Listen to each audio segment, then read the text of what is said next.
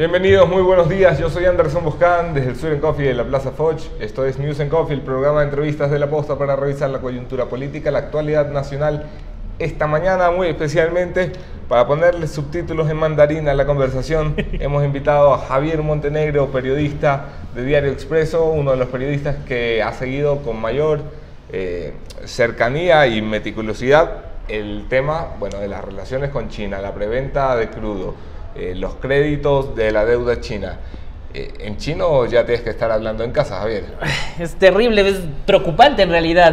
Podría hablar en chino, pero las cifras son las que en chino, en español, en inglés, en cualquiera son preocupantes, son alarmantes. Revisión al escenario de todo lo que tiene que ver con China, ¿qué es lo más preocupante?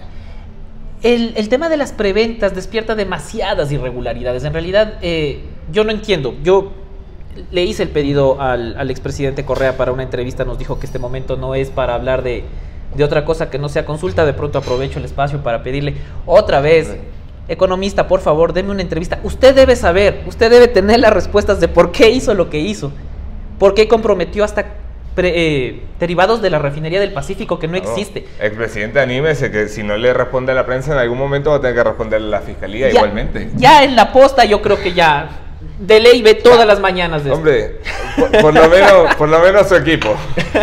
Ya, por favor, atiéndame y solo sáfeme de curiosidades mínimas nada más. No le molesto mucho tiempo tampoco. Pero yendo a lo concreto, Javier, la relación de Ecuador con China se vuelve tremendamente importante para las finanzas de este país hacia 2012, hacia la segunda reelección del correísmo, hacia 2013, esto es China por todas partes. En 2009 comienzan los primeros acercamientos y en las próximas semanas el Expreso va a sacar cómo muchos de los que ahora son opositores al gobierno y férreos enemigos de Correa fueron los primeros que dijeron que las condiciones de China son las ideales, cuando no es cierto.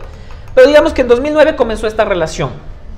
Comenzaron a acercarse en preventa de crudo. 2009, cuando no había crisis, cuando había un crecimiento tremendo, cuando había buenos precios del petróleo. Exactamente, y ahí es donde surge todo, ¿no? El gobierno considera que el precio del petróleo va a ser siempre alto, entonces las condiciones pueden ser no tan favorables para Ecuador, pero de todas maneras se saca una ganancia por el barril de crudo. ¿Cuál era la intención de hacer un acercamiento como este?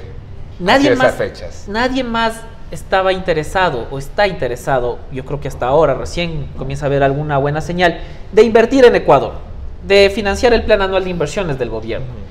El gobierno entró con un discurso contra FMI, contra organismos multilaterales, entonces cerró mucho sus fuentes de financiamiento. Todos los que ponían poner billetes sobre la mesa quedaron espantados. Acuérdate que para 2009 también se declaró en default la deuda, es decir... Con doña María Elsa Viteri. Exactamente, entonces lo que logras es que se te cierran todos los mercados alrededor, todos los posibles prestamistas, y te queda solo uno que es bastante duro para negociar, China.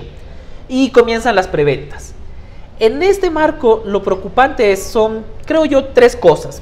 El tema del precio, un muy mal precio porque se fijaba bajo una fórmula y no bajo el mercado.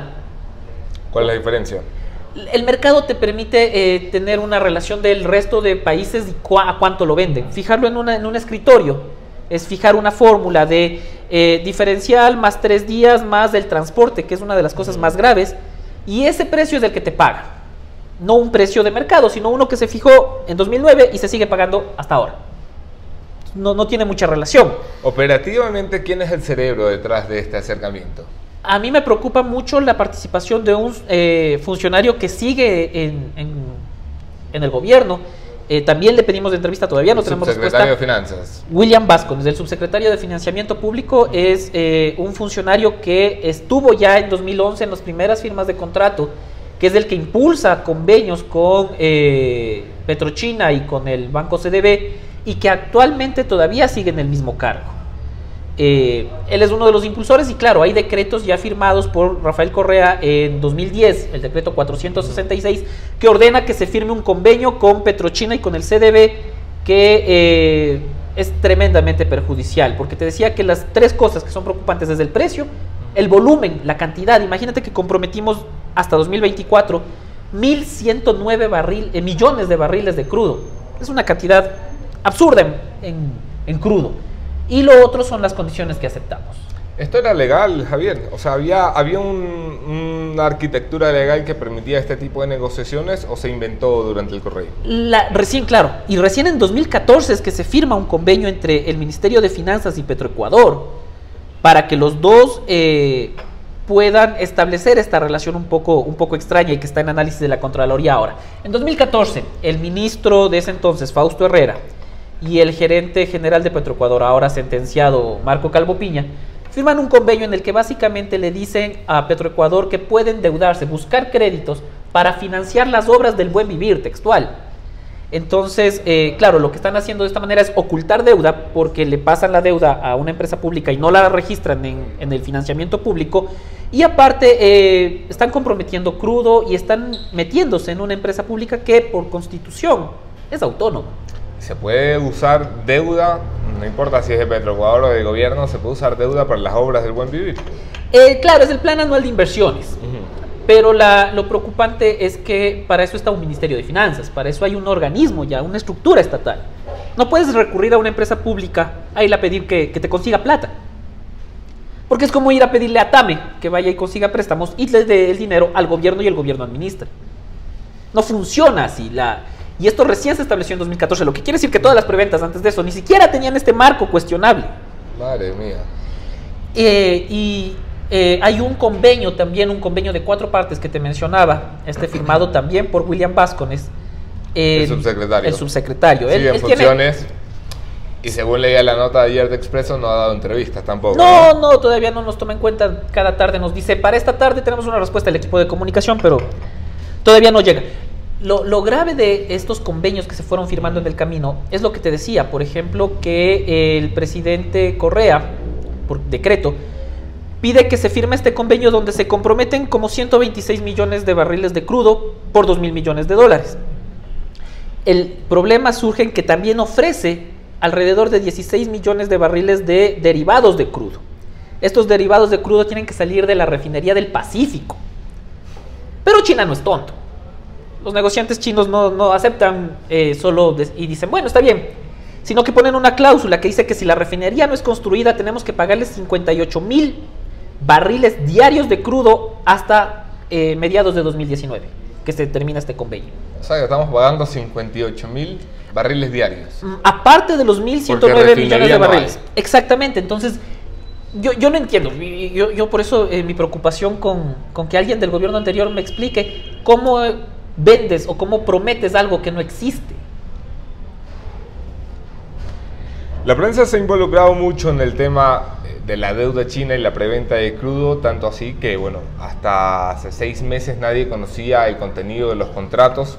Eran contratos declarados bajo reserva por motivaciones que todavía desconocemos en la prensa en general, y ha sido un trabajo conjunto de muchos periodistas y muchos medios de comunicación los que ha ido empujando pues a que empiece a salir a la luz todo lo que se mantenía bajo la alfombra. Se mantenía bajo la alfombra porque es tan evidentemente mal negocio para el Ecuador. Es irregular, incluso el ministro de Hidrocarburos actual, Carlos Pérez, le calificó de poco favorable. Las autoridades actuales de Petroecuador también hablan de que no fue la mejor idea que pudieron tener, porque se aceptaron todas las condiciones chinas sin ninguna reserva y sin estudios técnicos. Algunos de los informes que ya comienzan a salir del tema en Contraloría dicen que sí, que no hay estudios, no hay respaldo, que ni siquiera hay documentación de las negociaciones, no hay un registro. Sí, ese fue uno de los temas que más me impactó, que vendían esto como si vendieran chicle, hombre, ¿no? Exactamente, te reúnes 100 millones de petróleo. Sí, hablemos por teléfono, ya está vendido, toma, sin ningún respaldo escrito. Entonces, y en eso es otro de los funcionarios que estuvieron en el gobierno anterior. Nielsen Arias es uno de los que firman todas las enmiendas y todos los pedidos de China. Uno de los pedidos que preocupó también mucho es el tema de la cuenta. Petroecuador, para recibir los desembolsos, tiene que abrir una cuenta en el Banco CDB de China. Pero por convenio, firmado en 2011, Ecuador se acepta que el CDB pueda retener, cobrar, usar los fondos de esos sin previo aviso a Petroecuador. Lo que provoca esto es que si es que nosotros en algún momento, por la ilegalidad de los contratos de China, dejamos de pagar, ellos nos congelan los fondos de otros créditos que nos ha dado China. Es decir, China trabaja, y esto me lo dijo el ministro de la Torre, trabaja interconectado. ¿Qué ha pasado? Según información que leía, no recuerdo si esto es del propio Expreso y de tu trabajo o de algún diario de la competencia, que se congelaron $1.000 millones. Se congelaron $1.000 millones cuando la administración anterior de Petroecuador habló de renegociar, de que la fórmula es negativa. Entonces China se asustó y congeló $1.000 millones. $1.000 millones que no es para Petroecuador, ¿no? Como te decía, es para el plan anual de inversiones que no solo tenía el gobierno de Correa, sino que ahora tiene el de Moreno. Sí, y el déficit enorme que tenemos ahí en el presupuesto general del Estado. Exactamente, entonces que le hayas dado tanto poder a un país para que congele tu dinero, el dinero que ya estás pagando con intereses, con capital y de otras operaciones ajenas a las de Petroecuador, que solo te congele, es perverso. En realidad, aceptar todas estas condiciones es por demás preocupante. Un par de preguntas de la audiencia para seguir con la conversación. Miguel Gavilanes pone la pregunta más importante del día. ¿Cómo estás, Javier? Con calor. Perfecto. Bien, bien. Resuelta esta duda, vamos a otras preguntas. Rafael Garrido, ¿qué dice al respecto de estos contratos el gobierno de China? ¿Ha sido consultado por ustedes? El gobierno de China es extremadamente cerrado. No solo el gobierno, ¿no? Yo me atrevería a decir que Petrochina y el CDB, porque hemos tratado de ubicarles, incluso porque por contrato, nuevamente, ellos deben tener una oficina conjunta aquí con el Ministerio de Finanzas, cosa que también me parece totalmente descabellado. Tenemos en instituciones públicas una oficina china. Debe existir. El ministro de la Torre no nos ha dado información al respecto, e incluso la Contraloría nos comentaba, bueno, no nos contaba, no nos enteramos, que le pidió esta información al ministro de la Torre y no hay respuesta. Pero por contrato, Petrochina debe tener una oficina aquí que comparta con el Ministerio de Finanzas para decidir dos cosas súper graves. ¿Qué proyectos se puede usar el dinero que nos presta China? ¿Y qué contratistas usar? O sea, estamos hipotecados. Javier, ¿cuáles podrían ser las consecuencias si el gobierno adoptara una estrategia parecida a la del correísmo cuando se rehusó a pagar la deuda y luego la renegoció? Eso es terrible. Esa es la trampa en la que está metido el gobierno de Lenín Moreno. Porque por un lado estás pagando condiciones desfavorables. Esa es la salida, me parece fácil, ¿no? Sí, pero te condena en el mercado internacional. Declarar ilegal una deuda hace que ¿quién te va a prestar plata si antes ya declaraste ilegal una deuda? Entonces, incluso este foro que se formó con algunos exministros, ellos hablan de cumplir los compromisos. Dicen renegociar, sí.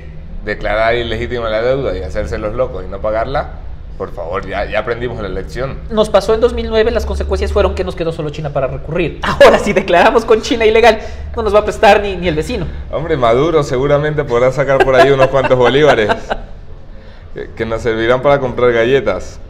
Y nada más. Javier, dentro del seguimiento de documentación, dentro del seguimiento de la información, ¿qué tanto se asimila lo que has venido publicando a las denuncias que se han hecho un poco más, menos técnicamente o menos periodísticamente desde sectores de la oposición, desde el activismo con Fernando Villavicencio? ¿Qué tanto empatan las investigaciones periodísticas con las denuncias de carácter político? Yo creo que es un complemento, y lo había comentado antes también en otras entrevistas. Lo importante, el momento que estamos viviendo es importante porque de donde sea que lleguen las denuncias, siempre y cuando tengas un sustento, no puedes decir cualquier cosa, van complementando un entramado, porque por ejemplo el tema de... Pero hay datos que has podido ir verificando, claro, que ya que eran sí, públicos y que ahora, bueno, ahora hay el documento que dice, hombre, sí pasó. Sí, porque tenías, todos pensábamos o sabíamos que existía un convenio en el que se le otorgaban estos superpoderes a China, por decirlo de alguna manera. Ahora tienes el documento que respalda eso, porque claro, como periodista no puedes salir porque oíste algo a publicarlo, entonces ahora ya tienes el respaldo físico que confirma las sospechas, las denuncias y los temores de la oposición, de los activistas, como tú dices, y de otros sectores que ya alertaban de la mala idea que era negociar con China en estos términos. Llegados hasta donde hemos llegado, ¿tú eres partidario o verías con buenos ojos o crees que es necesaria la apertura de una investigación fiscal al respecto? ¿O no hueles delito en lo que has visto? Yo creo que sí, yo creo que es medio evidente ya, es totalmente claro que alguien actuó en contra de los intereses del Estado.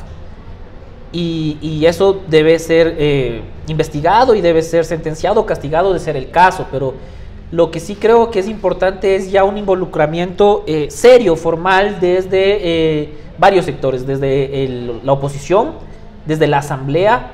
Afortunadamente hemos tenido algunas buenas respuestas. Vamos a revisarlo. la oposición llega a conocer ya, con informaciones periodísticas sustentadas, lo que han tratado de venir denunciando con rumores durante 5 años, ¿qué está haciendo la oposición al respecto? Yo debo agradecer, se está moviendo? No soy partidario de las filas de Creo, pero debo agradecer a algunos legisladores de esa tienda política que han mostrado interés. El asambleísta Homero Castañer, sí. Él ha sido uno de los más involucrados, de los más preocupados, y tengo entendido, él ya pidió la comparecencia del ministro de Hidrocarburos y del gerente de Petroecuador a la comisión de fiscalización, y está tratando de llamar a otras comisiones también a que vengan y expliquen. Entonces es de ese lado, ¿no? Ya iniciar acciones desde lo político para que no quede solo en el papel la denuncia, que es mi preocupación. ¿La Asamblea Nacional qué puede hacer al respecto? ¿Hay algún tipo de reforma legal que nos pueda evitar que esto vuelva a suceder?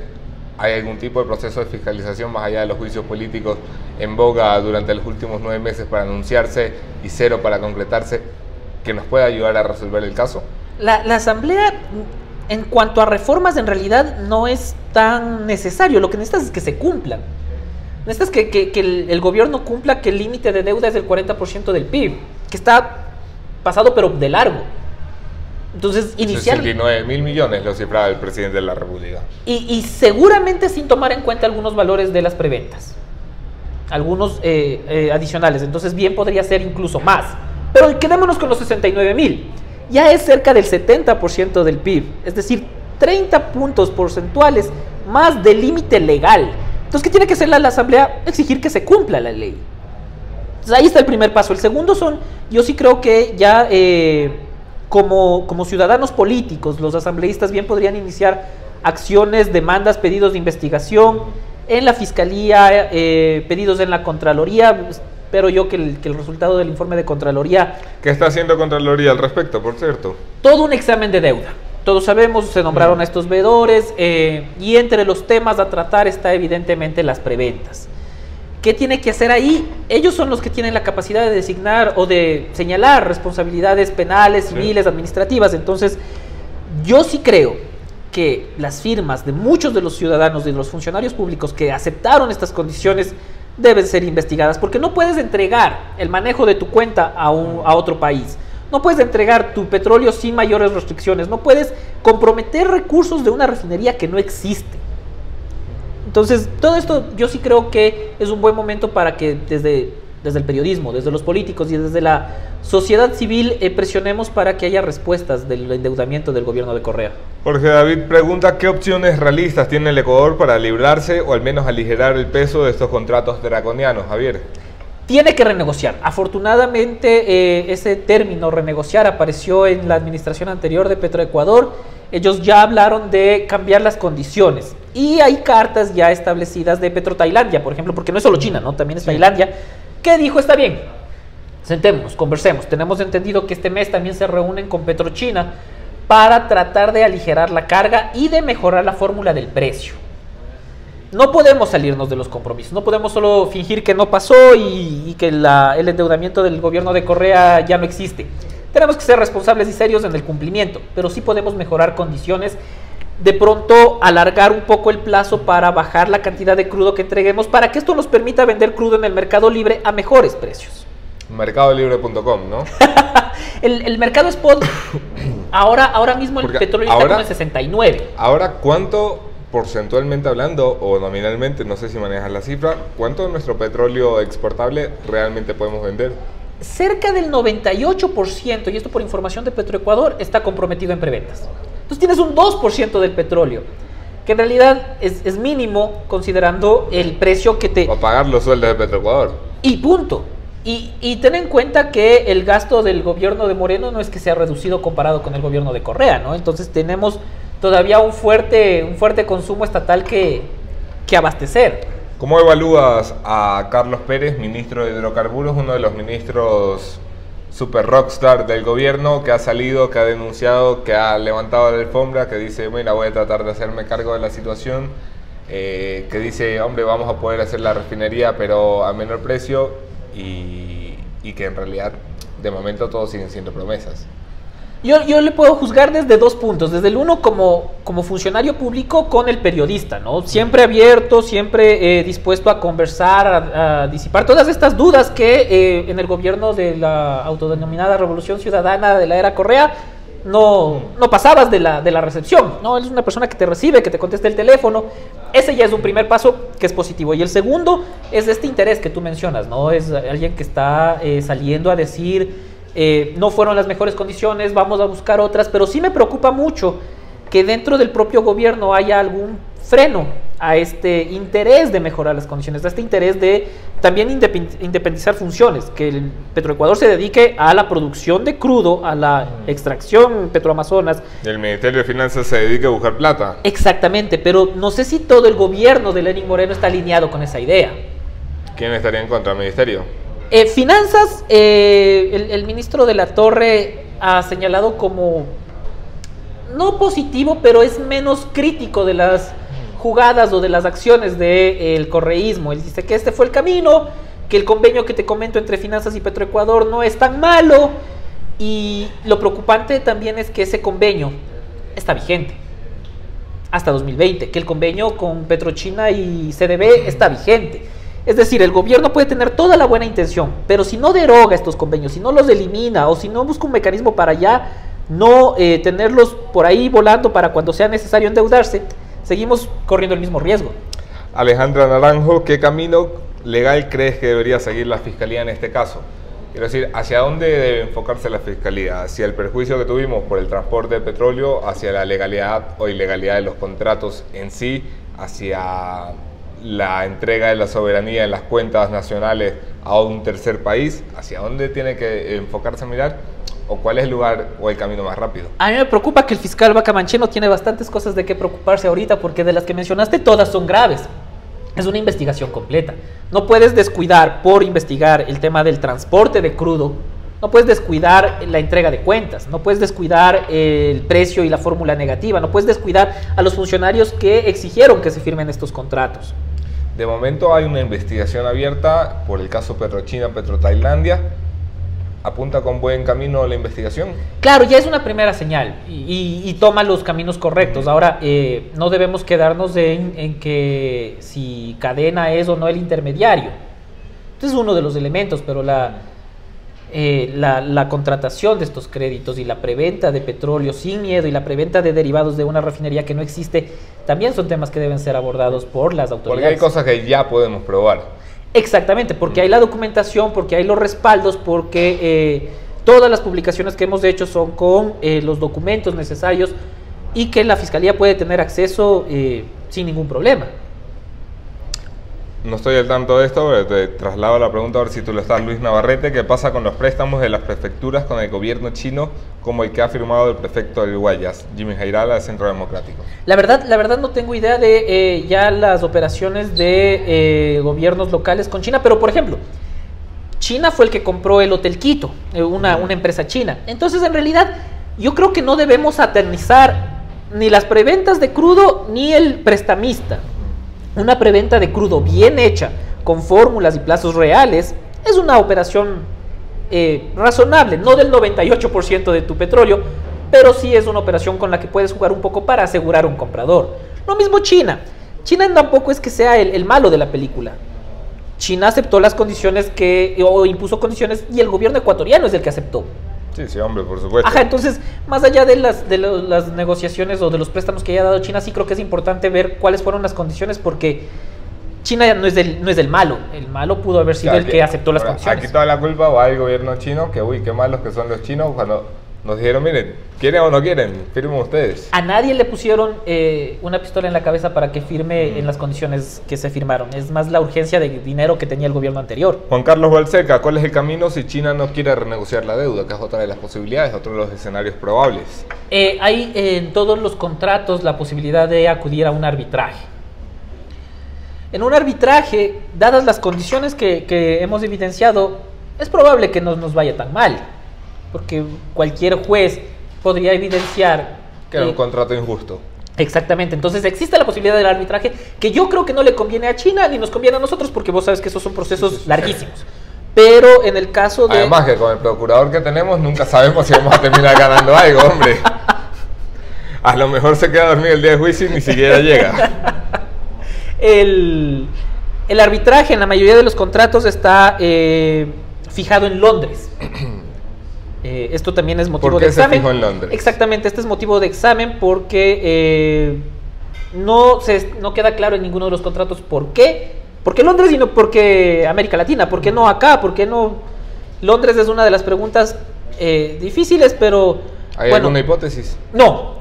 En realidad es Londres y en un par de contratos de Singapur. La razón, no lo sé. No, de todas maneras, no creo que somos tan amigos de Londres tampoco como para... Solamente para clarificar, el gobierno de Moreno, que recibe toda esta carga oscura de las negociaciones con China, de contratos a los que ya está atado y debe cumplir, ¿mantiene todavía una vía de financiamiento parecida a la del correísmo cuando se trata de China?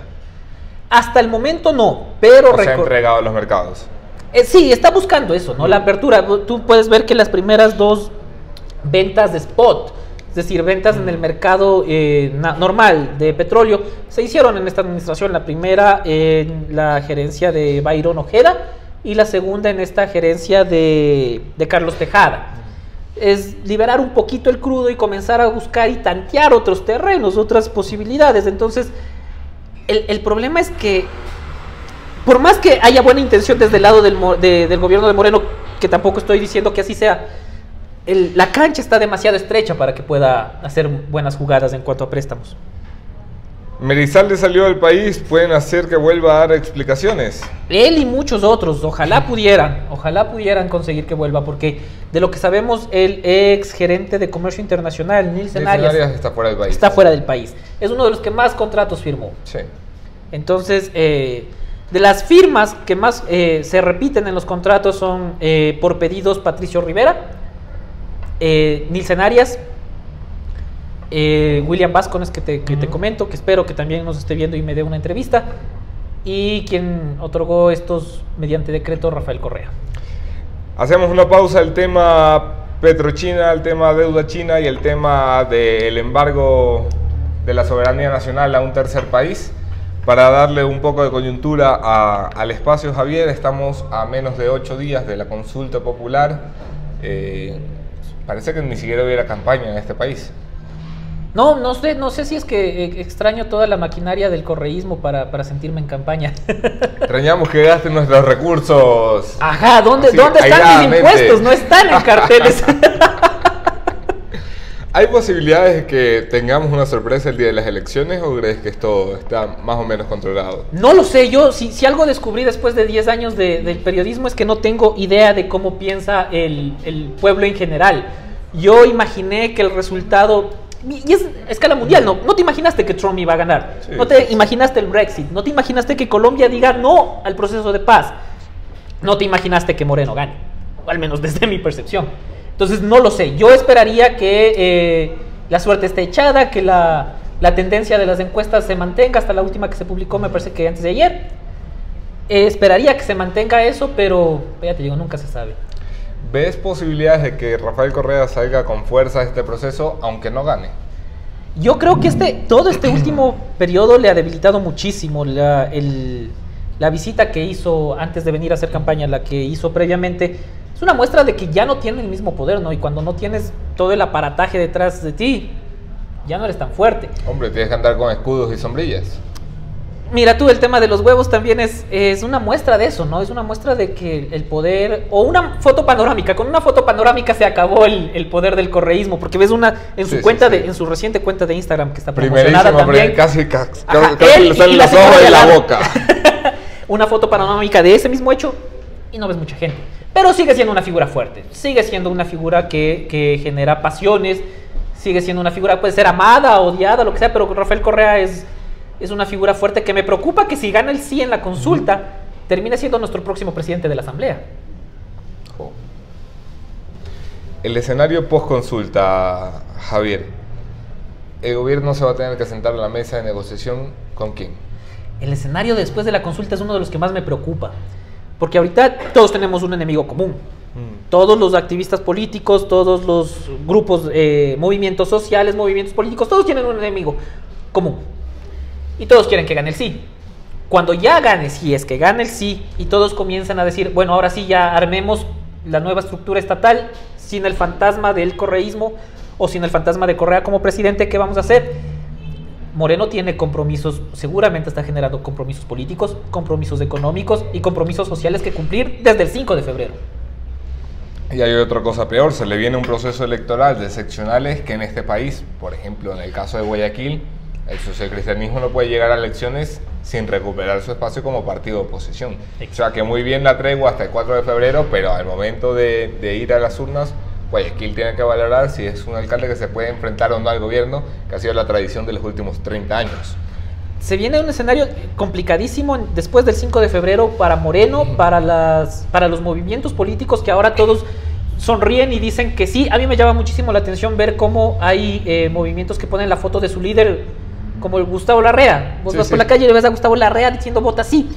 ¿Por qué? Es una pregunta, no es un personaje el que se está peleando, pero esto no nos da cuenta de cómo va a ser el escenario. Que le dice Larrea, hombre. Exacto. Gabinete de gobierno, 5 de febrero se presume, se pedirá la renuncia del gabinete entero. ¿Quién se queda, quién se va? Yo espero que se vaya la mayoría. Yo creo que sí hemos estado en un proceso de ver quién es país, quién no es país, quién es verde flex, quién no es verde flex, de quién es el verde flex. Y hemos estado inmiscuidos también en el trabajo de corrupción, de quién fue corrupto, pero como gestión ministerial yo no veo varios personajes destacados. Yo puedo destacar desde el área que he manejado el tema de hidrocarburos, por lo que te comento, ¿no? Las ventas de spot, transparentar la refinería de Esmeraldas, transparentar los 5 proyectos estratégicos, hay ese avance. Pero ¿qué tanto hemos avanzado en otras áreas? Entonces yo sí creo que es necesario revisar bien quién todavía responde al correísmo y a la doctrina esta que va a quedar sobrando después del 5 de febrero. Hombre, claramente la canciller va a tener que buscarse un espacio, un presidente que sigue diciendo vamos a tener que llevar a condenar, sin nombrar a Venezuela, a los países donde sentimos poca democracia y presos políticos, hay violaciones de los derechos humanos, y hay una canciller que no está dispuesta a hacerlo, tendrá que buscar otro espacio para ejercer un cargo en la función pública, ¿no? Y yo no sé, yo no quiero atacar a nadie, no es mi trabajo, pero yo no sé cuál es la hoja de requisitos de Cancillería. Porque si vemos los últimos 3, Ricardo Patiño, Long y Espinosa, ¿qué estamos pidiendo para que sean cancilleres con todas las embarradas que han hecho estos funcionarios? Todas las grandes salidas y declaraciones de que no es cierto lo de Assange, después sí es cierto. Dicen que en la oficina del canciller hay una estadística de cuántas cagadas hizo su antecesor, a ver si la pueden superar en tiempo récord. Es impresionante, yo en serio creo que es uno de los requisitos, poder tener la capacidad de embarrar en temas de política exterior para ser canciller. Alcaldía de Quito, Javier, ¿alguien se puede sentar en ese trono vacío? Yo desafortunadamente creo que la suerte está echada ya para el alcalde Rodas. A mí me cae bien, no me parece mal tipo, es un tipo todo simpático. Incluso cuando ganó la alcaldía me dio entrevista en su vehículo porque tenía que ir a correr otras entrevistas. Es una buena persona, pero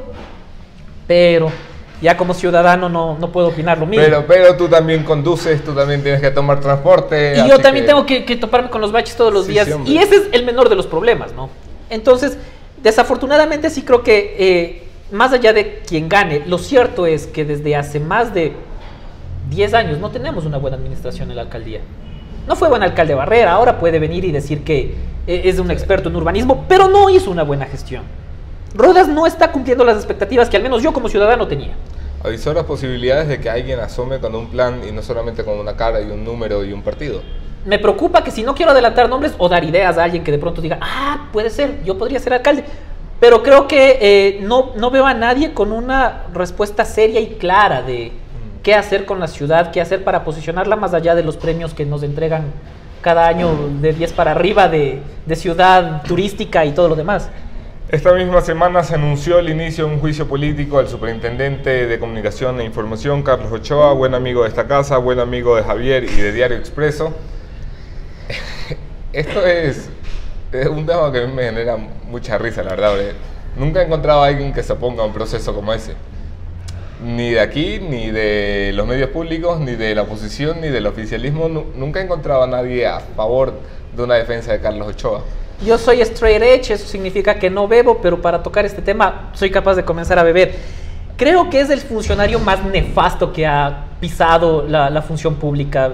Carlos Ochoa me parece no solo vergonzoso como funcionario público, sino como autodenominado periodista, porque me ofende que alguien como él se califique como periodista. Que estamos a punto de ir y devolver el título. Exacto. Yo no vine para esto. ¿A qué me dediqué? Esto es lo que... No, me preocupan los estudiantes de periodismo que digan, no, esto se va a hacer, no, entonces mejor no. Por ahí no es. Pero sí, espero en realidad que se haga justicia por todas las atrocidades jurídicas, atrocidades legales y humanas que cometió este ser humano durante su gestión. Esperemos, veamos. Ayer en este mismo espacio, Lourdes Cuesta me refrescaba la memoria y me hacía recordar cuando Diario Expreso publicó una investigación sobre la refinería del Pacífico. Salió el señor Jorge Glass a decir, sanciónenlos, y a las 2 semanas Carlos Ochoa nos había sancionado.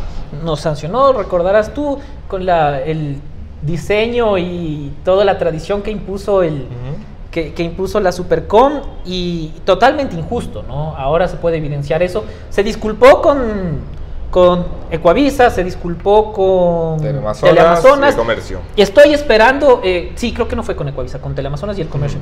Pero estoy esperando de pronto la disculpa, no conmigo, porque sí es cierto que me mandó algunas rectificaciones y algunos procesos, pero con el Expreso y con el periodismo en general. De pronto aquí, no sé, mañana si tienes a alguien ya, a ver si es que viene. Siempre estoy invitado. No prometemos una entrevista con mucho cariño, pero al menos algo de respeto. Yo vendré a hacer barras. ¿Hay más libertad para ejercer el oficio del periodismo en estos últimos 8 o 9 meses? Sí, claro que sí. Yo creo que es un proceso, y conversaba con un amigo en común, él hablaba de que después de una especie de dictadura, lo que se viene es una dicta blanda.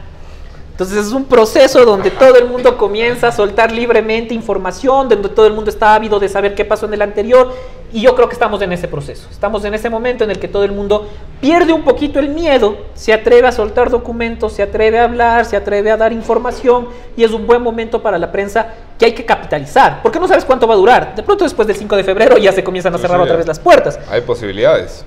Entonces creo que sí, creo que es un buen momento. Hombre, pero sí que se nota un aire de necesidad de información y de investigación. Quiero decir, el Universo sacando los contratos reservados, pegándose a la investigación internacional de los Paradise Papers, el Expreso siguiendo la línea con China, el Expreso siguiendo líneas del Ministerio de Finanzas que han sido tremendamente importantes, lo que modestamente podemos hacer en La Posta, lo que ha hecho Fernando Villavicencio con el audio de Mangas. Había una gran explosión de noticias periodísticas que han causado efecto, que han pasado de la página. Exactamente, y eso es el objetivo, ¿no? El objetivo es que no se queden solo en el clic que puedan dar, en la nota que puedan leer, sino que tengan repercusiones y quienes estén involucrados respondan por esos actos.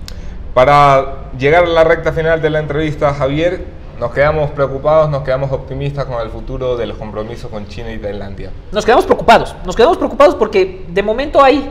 Todos los ojos ahorita están sobre eso, la Fiscalía, la Contraloría, el Expreso y los medios de comunicación en general. Pero ya ejecutar acciones es lo que nos falta. El ministro de Hidrocarburos podrá tener toda la buena voluntad del mundo y hablar de renegociar, pero lo cierto es que hasta ahora no tenemos un resultado de esa renegociación. No hay un compromiso firme de sí, China está dispuesto a mover la fórmula, China está dispuesto a ceder volumen. Entonces... yo creo que es más bien el momento de estar más alertas, porque ya sabemos que se puede renegociar, ya sabemos que es negativo, ahora tenemos que verificar que eso se cambie. Punto final a la conversación con Javier Montenegro, periodista del Expreso, encargado de seguir el crudo, la preventa y la deuda con China, Tailandia y otros temas. Gracias por el trabajo que has estado haciendo, Javier, te lo agradezco como ciudadano, como colega, te envidio. Gracias a Diario Expreso, que mantiene una ventana a la libertad de expresión, y gracias a ustedes por conectarse, mirar sus preguntas, sus comentarios, sus likes, sus compartir y la lista de requerimientos que les pedimos cada mañana. Gracias por acompañarnos. Nos veremos aquí el lunes. Otro tema, otro entrevistado, mismo entrevistador. Muchísimas gracias a ustedes y de nuevo, ¿no? Expresidente Correa, subsecretario William Vázquez, atiendan mis llamadas.